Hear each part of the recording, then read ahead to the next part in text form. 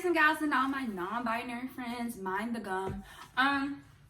So today it is Wednesday Wisdom, and last week I kid you not, I was going to do Flint, Michigan for my Wednesday Wisdom for last week, and then I don't know if you know this, but I live in Texas. So then on Sunday of last week, Sunday night around like 11:30, our power went out, and it came back on for about 30 minutes, and then it went out until Wednesday. No, was it Wednesday?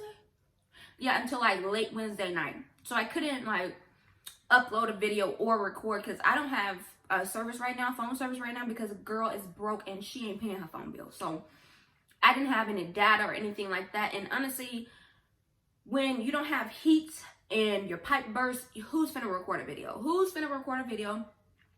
Our pipe ended up bursting. Luckily for me, my family, we live on the same street as two other like families. Like my two aunts live on the same street as us. We all three of us live in three different neighborhoods, but like the same street, like major street near our neighborhoods, we all live there. So we all live probably like 2-3 minutes away going either side or whatever from where I live.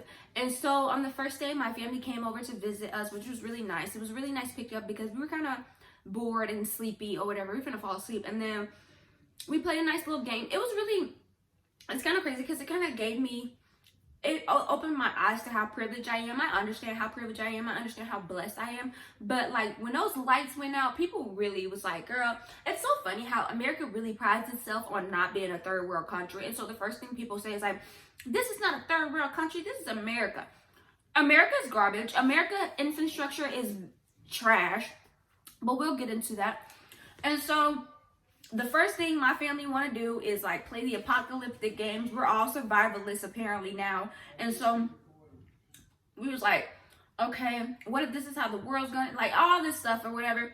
We literally, it was bad, y'all. So the lights went out, Sunday night.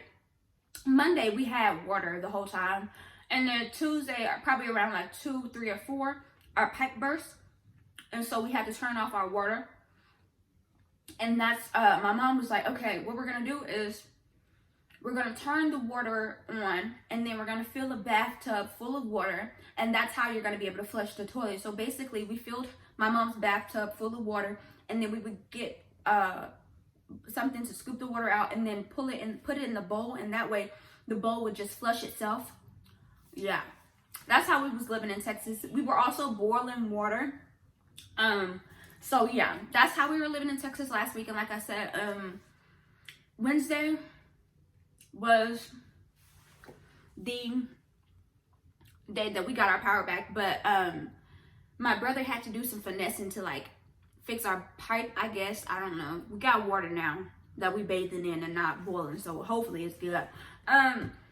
But we were fortunate. My two aunts' families, because I have an aunt living that way and then an aunt living this way, both of their houses, their electricity was popping on and off, whereas our electricity stayed off the whole time. And then like I said, when it first popped off, it came back on like 30 minutes later, and then it popped off. And then when it came back on, like on Wednesday, it popped off for like 20-30 minutes, and then it came back on again, and then that was like it. Like our power's been back since then, thankfully. And we were very lucky. We have a fireplace at my house. The first day we didn't use it because we had never used it. We've been living in this house for like 3 years, and we had never used that fireplace, so everyone wasn't really comfortable just trying to use it on Monday. But by Tuesday morning, I woke up and my dad and my brother had the fireplace going. Didn't really bring me heat upstairs, but again, luckily I was sleeping with my two sisters during the night for body heat. But I heard about people whose children died from the cold, people's houses burning on fire, all this stuff, and it's really disgusting. And you know what's crazy? Like I said, before the Texas outages happened, I was planning on doing Flint, Michigan for my Wednesday Wisdom for last week. And as soon as our pipe burst and we were trying to fill up my mom's bath with water so that we could turn off the water and then still be able to flush the toilets or whatever, the water started coming out brown. And the first thing that came to my mind was like Flint, Michigan. And it's like so sad and so tragic, but that's all, like that was the first response. And I'm like, what is going on here? And I think us as Americans, we have really, like, even though most of us know that the government doesn't work, the government doesn't work efficiently, it doesn't work for the best interest of its constituents, its citizens. It doesn't work. But we still tell ourselves these lies about how we're so much better than all the other countries and how much more ahead of everybody we are, when really we're behind most developmental countries in a lot of this shit. But let a tragedy happen. And it's really, you'll see in Flint and in Texas, all it takes is one natural disaster or one bad decision making on the part of public officials, and all of a sudden how trash our infrastructure really becomes more make sense. Okay, so let's talk. Why I wanted to bring up Texas is because I lived in Texas and I was during the outages. I was here during the outages. My family was out without power for 3 days. We were out without water for 2 days. And the reason why this happened is because Texas is one of the biggest energy producers in the world. I know people were trying to lie and say that the reason why this was happening is because wind turbines were being frozen and so we couldn't have energy, but that's not true. The reason why this happened is because Texas is the biggest energy producer in America, basically, and so we are very big on self-reliance. And since we make so much energy, why would we? And because we are Texas, the Lone Star State, we believe that we don't really need other people's help. And so because these public officials for years and years and years have been convincing Texans that it will be worse on their pockets for us to be connected to other states' grids, because then the federal government is going to come in and hike up our prices. So all of our electricity is privatized. It's basically, it's privatized. All of our privatized. I don't know if I'm saying that right. Privatized. Basically, private companies go in and private companies source our water, our electricity, everything. Is like the government, because Texas is run out on the back of government doesn't work and we need businesses to fix everything. The free market is really important. For years and years, public officials have been convincing Texans that we don't need federal regulators telling us what's going on, whether or not the electricity companies are giving us fair wages and all this stuff. Basically, Texas wanted to keep their energy companies making hella money off of these people, off of their citizens. And so if the state would come in, if the state is regulating that, if we hook up our grids to different states, then we would have to listen to state regulators when they say, oh, these prices aren't fair, oh, this and that. And that might end up not making these not letting these energy companies make as much money as they want. And, God forbid, in America, capitalism doesn't win. So what ends up happening is that we don't have a reliable grid. And not only do we not have a reliable grid, we have a grid that is owned by a private company who believes that, okay, we're not gonna invest and pay for stuff that might happen, especially since it's Texas. Texas is known for not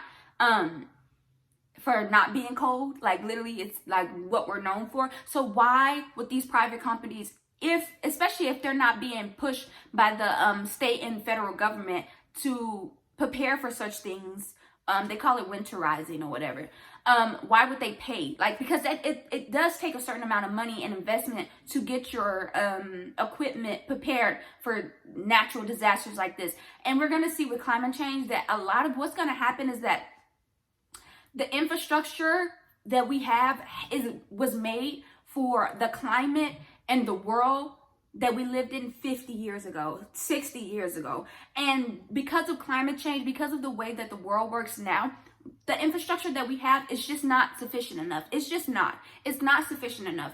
And so I wanted to bring up Texas because what you see in Texas is that politicians are invested in making sure that these corporations can make as much money off of these citizens as possible. So when demand goes up, then the prices for electricity goes up as well, right? And so they want these corporations to be making as much money as possible. So whenever the demand goes up in the summer for the AC, then these people can charge whatever the fuck they want. Whereas if state regulators, not saying that state regulators would make it so much better, but they will be able to come in and be like, okay, this is not fair pricing because you know that this is going, because of the weather, people are going to need it more. So it's not fair for you to be out here just charging people more. But no, we in America, we prioritize profits over people. So that's why you get a catastrophe like the Texas outages, where these companies that we've been paying so much money for years and years can't even keep up because they've decided to not invest in keeping their structures going if something bad happens, like a storm, a blizzard, or a snow storm that hasn't been seen for like a decade. And that's the thing, this happened a decade ago. This happened a decade ago in Texas, and these people were like, oh yeah, we gotta prepare for this, and they literally just didn't. They still didn't. So yay for that. Yay for fucking that. But okay. And the reason why I talk about that is like I said, it's old infrastructure. It's this idea, this reliance on things and stuff that has worked for us in the past without trying to take initiative to see what we're going to need for the future, right? And so that's how we basically come to Flint, right? Because Flint is a very interesting, it's not. It is interesting. It's interesting in the sense of like how bad it got and how much people were able to suppress people because of like the socioeconomic standings of the neighborhood that was being affected by this. We know environmental injustice affects people of low income communities, people who climate change and what is it called? Environmental injustice, which is basically like corporations coming in and dumping their waste or like just polluting areas where low income people live. That's basically what's happening in Flint, right? So Flint, Michigan, originally in the 1800s was a trading post city or whatever, and then by the 1930s, GM, General Motors, was born in Flint, Michigan, and it basically just completely changed the way that Flint, Michigan was ran. Like, it doubled the population because of how much money and how much how many opportunities were there in Flint. So GM comes in, they're created in Flint. They reinvigorate the whole city basically because of how many people are coming to Flint just to work, just to find jobs, just to find opportunities. But just 20 years later in the 1980s, because of what is it called? Outsourcing and looking for cheaper labor, GM starts closing and relocating a lot of its plants. And so we know, like Detroit, a lot of Michigan has been hit with the fact that the car, the car industry, the motor industry is dying, and it's just going through all kind of different changes when it comes to, like, in the 80s, foreign cars became like more popular, and so people started buying foreign cars, and all these different outside issues that caused GM not to be able to be the beacon of the community and provide all the resources for this community, right? And it said something when communities are relying on one huge corporation to feed and, like, you know, take care of its city, you know what I'm saying? And so in the 80s, GM starts relocating and closing a lot of their plants, and by 2011, the city of Flint is like in debt. They're poor. It's one of the poorest cities, and also over 40% of the population are living below the poverty line. And the city itself is in debt because the way taxes work, it's like if people don't have money to spend on property tax, if there's no one spending money and making an economy in this city, then they're not going to get as many resources from the government. Unfortunately, it's really quite disgusting. And so by 2011, Flint, Michigan is in dire need of some kind of something. They need something to reinvigorate the economy in that city, because not only are the actual citizens that live in this city, again, living below the poverty line, but the city itself is in debt. And so what happens is that Governor Rick Snyder is elected in 2011, and he runs as a businessman who's going to manage the hell out of Michigan. And he goes around and he's like, I'm going to run Michigan like a business. I don't understand what is so appealing about someone telling you that they're gonna run your city, your school, your country like a business. What do businesses do? They try to cut costs. They don't try to give fair wages to their employees. They don't provide daycare for their employees. They don't provide health insurance for their employees. So I don't get, but I was born in 1996, okay? I don't know. I don't understand what could be appealing to someone about being run like a business. Like, business people, CEOs, people in charge of like businesses are genuinely don't necessarily, most of the time don't have the best interest of their employees at heart. So for a governor to basically say that I'm going to treat this city like a business, when we know business owners don't care about their employees, I just don't get why that would be appealing to anyone. But of course, people need answers, and they're looking for answers, and they want to feel like someone cares, and they want to feel like someone's going to be able to do something about what's happening. And of course, voter suppression is a real thing. So Rick Snyder wins, and he becomes governor. And what he starts to do is that in, I think, Michigan's constitution, there is a loophole basically that says that the governor can appoint emergency managers. And what the emergency managers will do is basically they can go around and they basically have the power of the governor in their hand. Like, they go to these cities and they try to manage the budgets, try to figure out different ways to not reinvigorate the city, not give out money to the citizens and help them in their financial straits, but cut costs so that this city is not acquiring more debt or whatever. So that's supposedly what they do. But what really ends up happening is that you get a lot of unelected officials consolidating power, and the elected officials don't have power, right? So because these city managers, these emergency managers were appointed by the governor, they are seen as they have more power than the representatives and the Congress people or whatever. So again, what ends up happening is that these unelected officials who aren't accountable to anybody but the governor are running things. And so we have a state that is undemocratic, that the people who have been elected have been their power has been taken away. Because when the governor is saying, okay, I'm going to appoint this emergency manager, and he's going to decide what this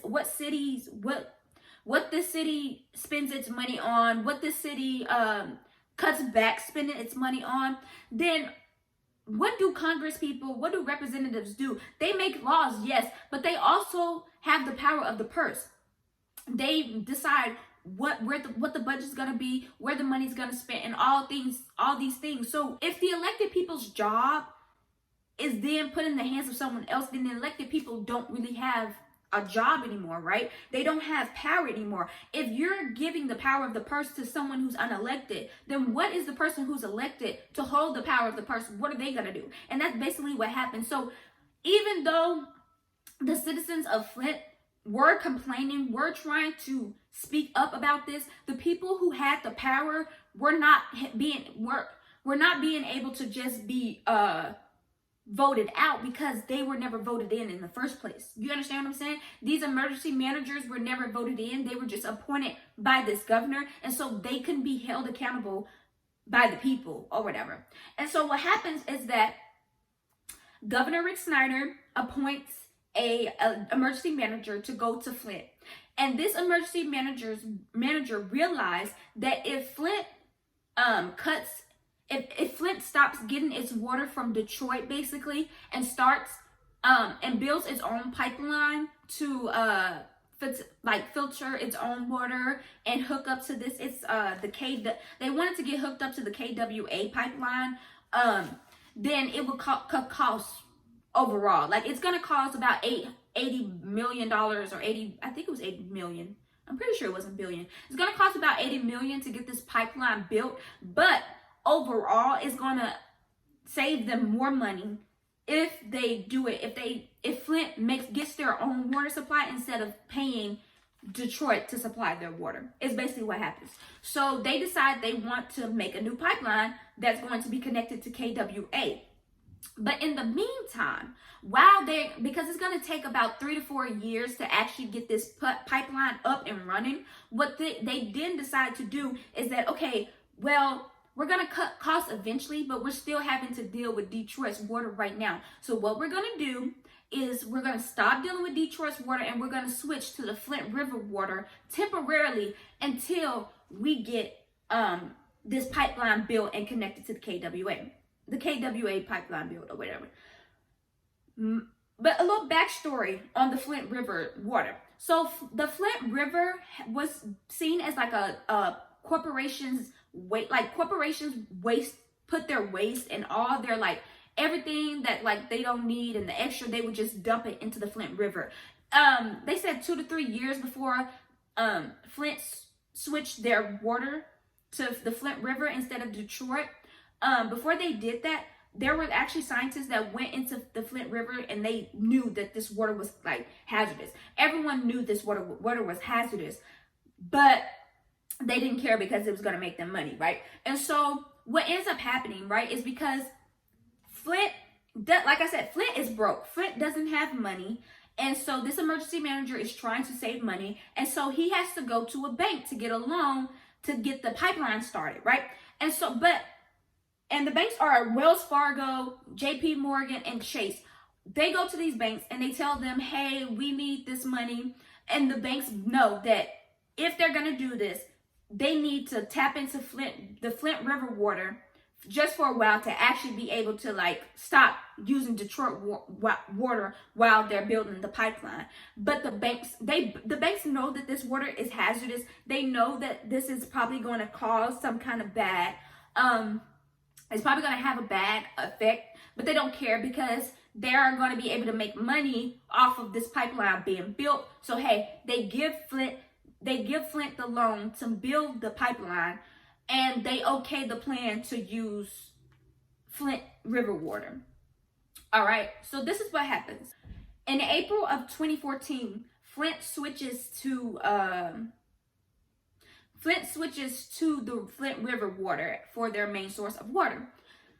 But the thing is, before they do this, there's a thing called corrosion control that is put in water to make sure that whatever chemicals are in that water, it doesn't affect the pipes, because most pipes in America are made of lead.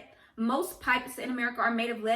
so what they do is they put corrosion control in the water so that it doesn't cause, because it's like there's like excess like I don't know how to explain it, like there's basically like this hardened crust around the pipes, and the corrosion control makes sure that though that crust doesn't get eaten away, because if that crust gets eaten away, then the lead pipes get into the water. Does that make sense? So there's like a protective crust around the pipe, and you put corrosion control inside the water because the water is corrosive. And if you don't put the corrosion control inside the water will eat away at that the cluster that's surrounding the pipe. And then because the pipes are made out of lead, the lead will get mixed in with the water, and that's how you end up ingesting water, right? So what happens is they don't put the corrosion control in the water, and they say like, okay, so they made the switch in April. They say in May, by the time May happens, people are complaining about the smell. In May, a study is conducted and they find E. coli and total coliform in the water. And this causes a Legionnaires outbreak to happen in Flint. And Legionnaires, for people who don't know, because I didn't know, is like a really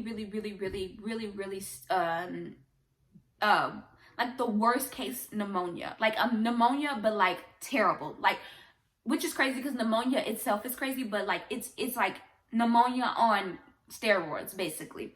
And there's an outbreak the third largest in American history. And so what the Flint the people in charge decide to tell Flint is to don't worry about it. It's fine. Just start boiling your water before you drink it or bathe in it. And then they decide to pump a bunch of chlorine, extra chlorine into the water to try to, I don't know what they was trying to do. They were trying to kill the Legionnaires. But what ends up happening is because they pumped so much chlorine into the water, like I said, they didn't put corrosion control into it. So the chlorine makes the cluster surrounding the pipe. It starts eating away at that cluster, and lead gets mixed into the pipes. And, you know, the rest is history. And by February of 2015, there is lead found in, they tested one home in Flint, and they found lead in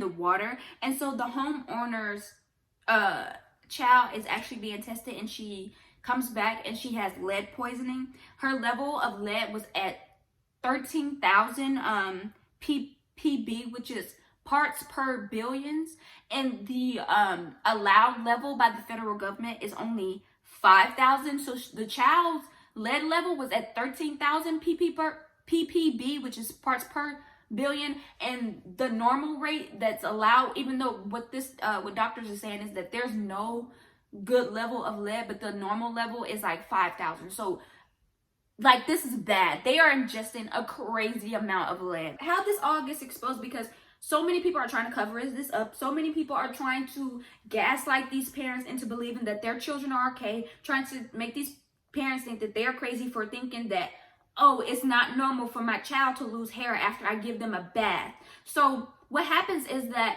this pediatrician, Mona, who lives in Flint, Michigan, she does her own research, and she basically is like, the lead levels in the Flint water that is being pumped into these homes is not acceptable at all. It's more dangerous than these people are trying to tell you, and they're trying to silence you. And girl, they tried to drag Miss Mona. They tried to act like Miss Mona was crazy, because she didn't like get a bunch of other doctors to like read her research and then like acknowledge that it was right. Instead of doing that, she just sort of did her research and then went to the press and was like, this is what I found. I don't have time to wait for people to validate what I found, because people like, this is gonna hurt our children. And it's interesting, like, listening to her talk about it, because the way she makes it very, like, that, like, you understand the problem. Lead is, like, there is no cure for lead poisoning. Lead, it messes with your, like, cognitive skills.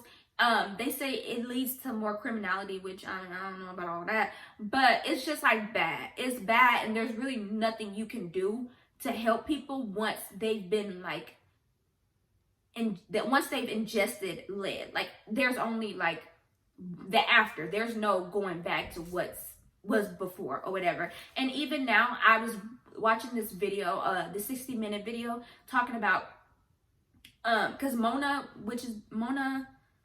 I can't remember her last name. She is now in charge of like trying to help figure out what to do, figure out what to do about the lead poisoning that is happening at this in Flint. And so she's like been testing these kids,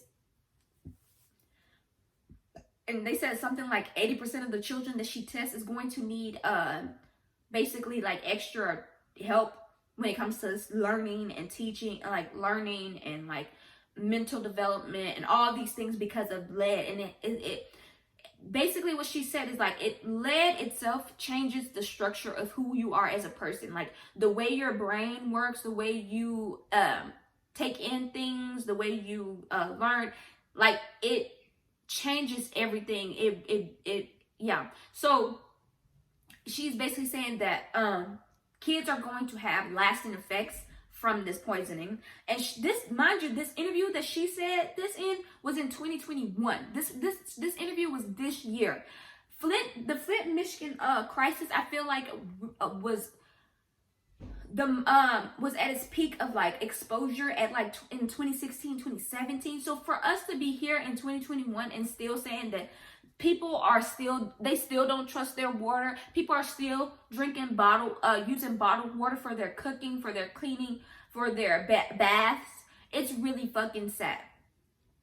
At the time, as you guys can probably guess, Barack Obama was in charge of the country, and I decided to read his speech. I decided to watch his speech about Flint, Michigan, because I remember him when he was in office going down to Flint and drinking the water, filtered Flint water, trying to calm everyone's anxiety about the whole situation. And to me,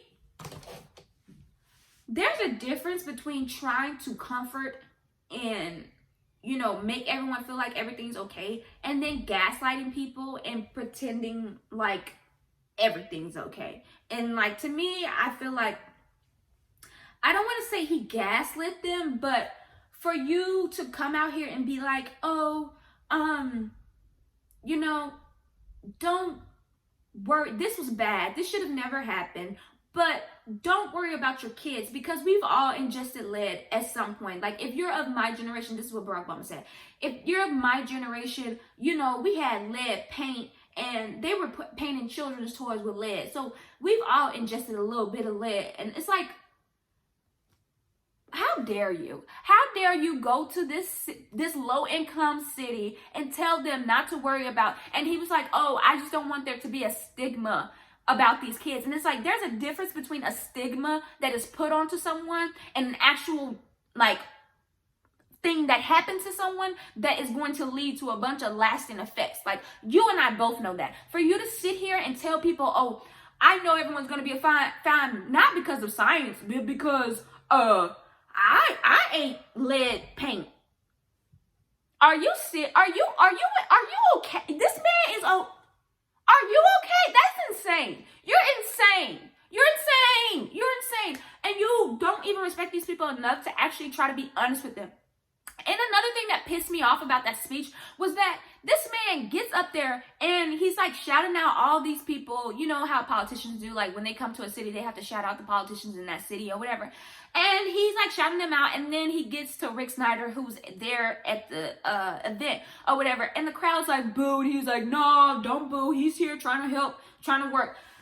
Fuck you. Rick Snyder didn't lose his job until 2019. And Rick Snyder is literally the cause of all this shit. Rick Snyder was the governor at the time. Rick Snyder appointed the people who made these decisions. And you're going to tell people who are directly dealing with the effects of his decision making to not boo him? That is disgusting. I am disgusted. There's no... I'm trying, like, there's no wrap up for this story. This story is not over. Flint is still, the Flint citizens, regardless of whether or not their government is telling them the water is clean, they still don't trust their water. They're still having to go out of their way trying to find people to donate them because they don't feel safe in America. They don't feel safe enough to take a bath in their fucking homes in America. But y'all want to all keep living in this fantasy land where America is so much better than all these shithole brown countries. But no, America is the shithole country. America is the shithole country that chooses profit over people consistently, over and over again. We see it in the Texas outages where people are literally in their homes freezing, and you get mayors coming out here talking about y'all need to grow some backbones and stop crying. We don't owe y'all nothing. Then motherfucker, why are you here? I don't understand that. This sick thing of like, government doesn't work, government sucks, there's no point. Then why are you a government official? How does that work? We elect these people who don't believe in government, who says government doesn't work, and then they get in and they don't work because they because they want you to think that government doesn't work. It's mind-boggling. And then you have people who, like Barack Obama, are defending the people who are in charge.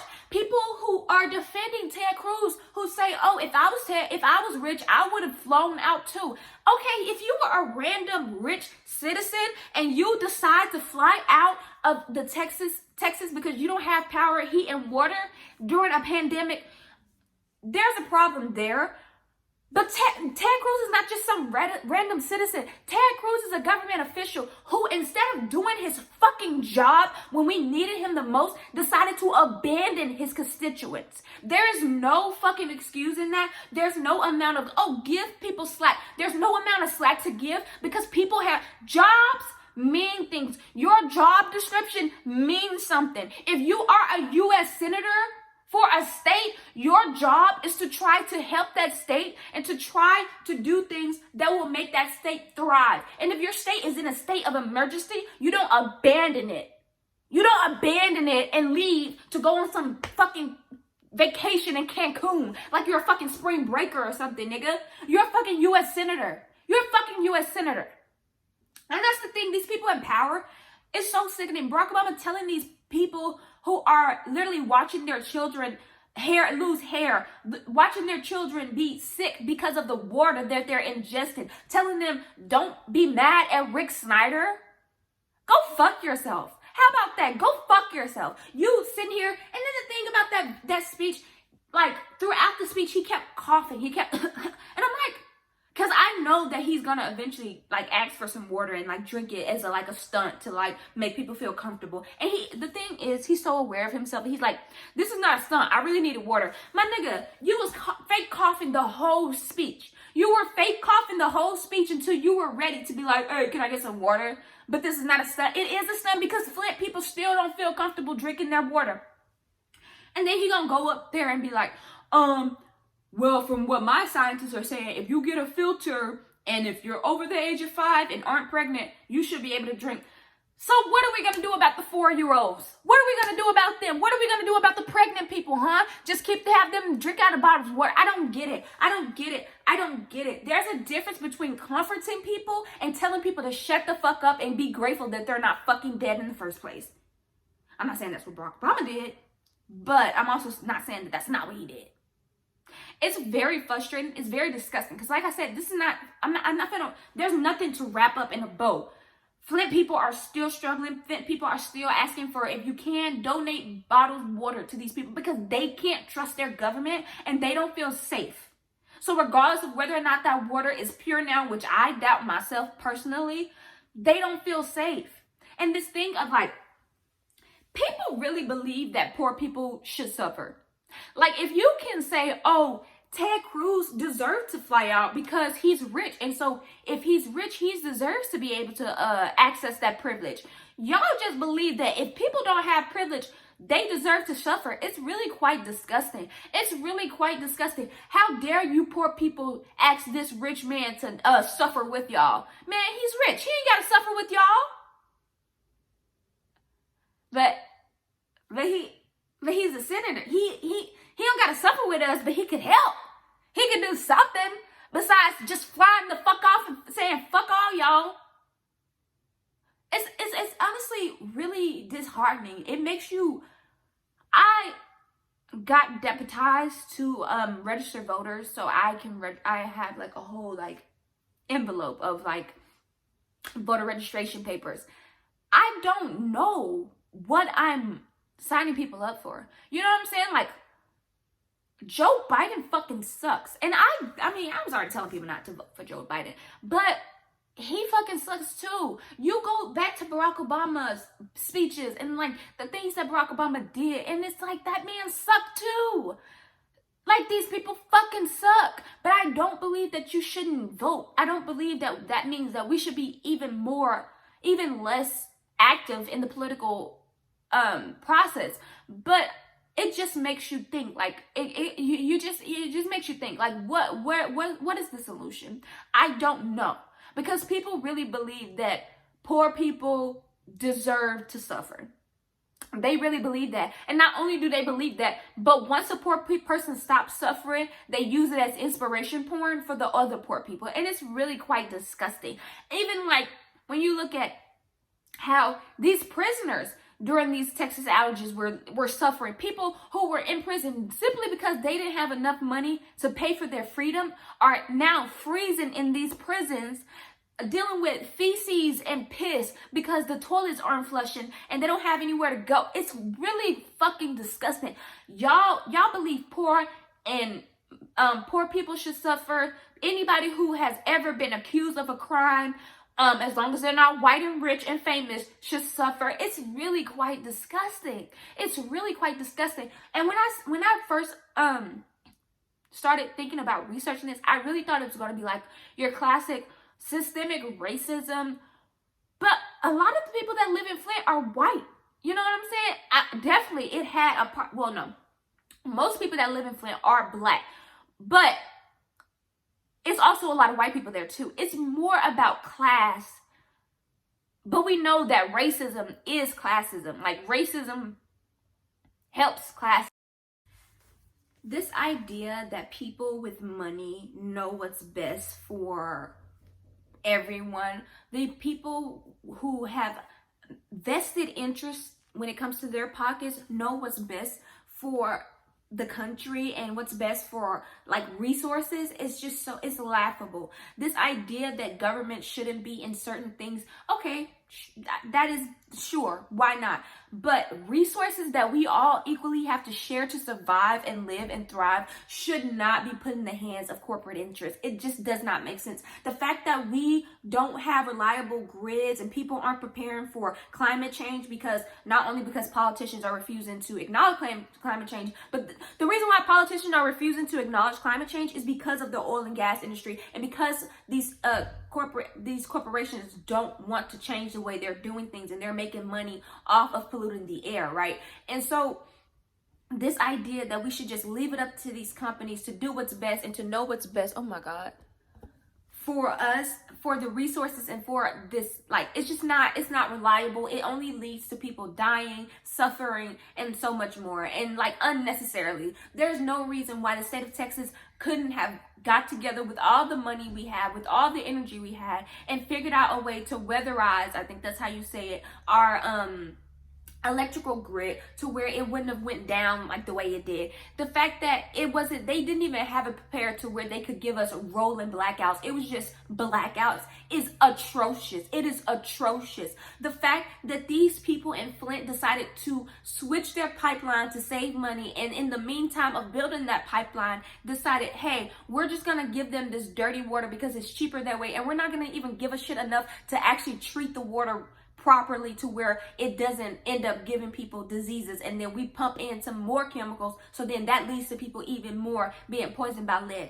It's really disgusting, and it's all in the name of saving money or making money. And it's like, money's not fucking real, so why the fuck are we making real ass people's lives, real ass people die and suffer for this shit? It's disgusting. It's repulsive. It's sickening. The people who suffer the most are the people who don't have any money. And then the thing about Barack Obama, for him to then go down to Flint and say that the national media bringing outrage to this is bringing panic, and it's just like, people need to panic because these people are poor, so no one's going to listen to them, so they need this outside media outrage. It's really infuriating for people to keep telling poor people and people who are suffering to just shut up and take it. It happened in Flint, and it happened just last week in Texas when we had Texas officials telling people that they should be willing to stay in the coal.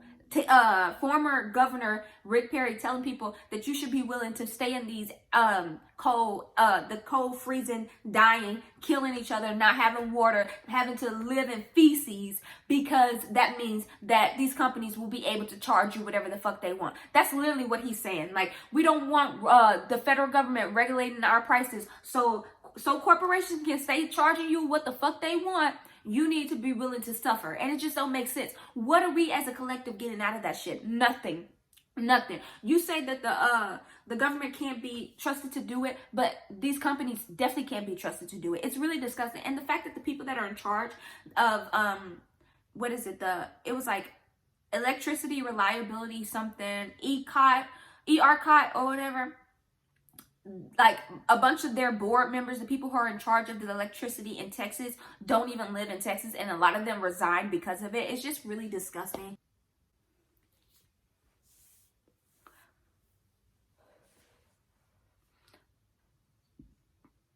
Y'all, we have to get out of this mindset of like red versus blue. I feel like people think that they've chosen teams, they've chosen sides, and now it's like, oh, Don't talk about Ted Cruz. Don't talk about Joe Biden. Fuck all of these people. They all fucking suck.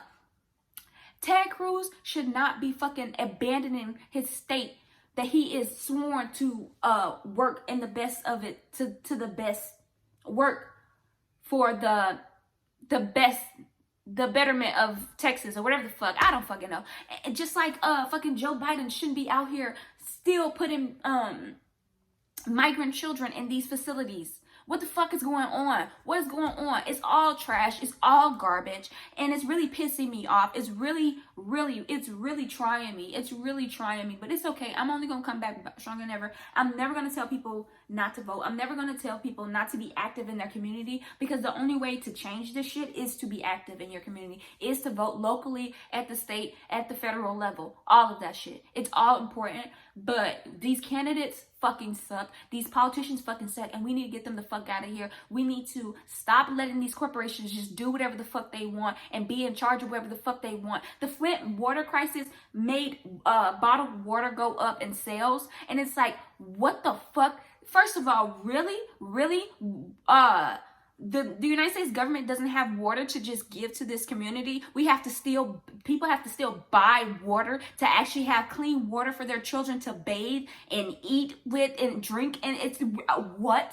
And we're supposed to be better than the shithole brown countries. Y'all, America is a scam.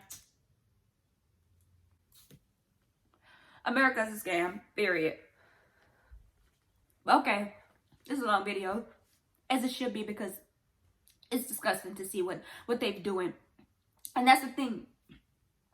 Flint is just not, it's not just Flint. This is happening in cities across America. Lead pipes should not be a thing that our infrastructure is old, period. Our infrastructure is old, and it's not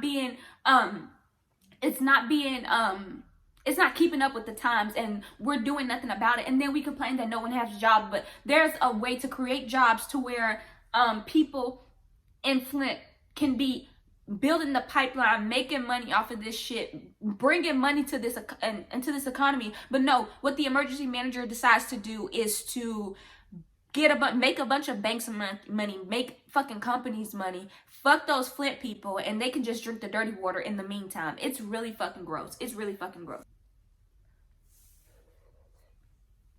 We need more Monas. We need more people who are willing to speak truth to power regardless of what people say. Be a Mona. With that being said, take care of yourselves, take care of each other, wash your hands, wash your face, wear a mask, wash your ass, and don't be an asshole. Bye.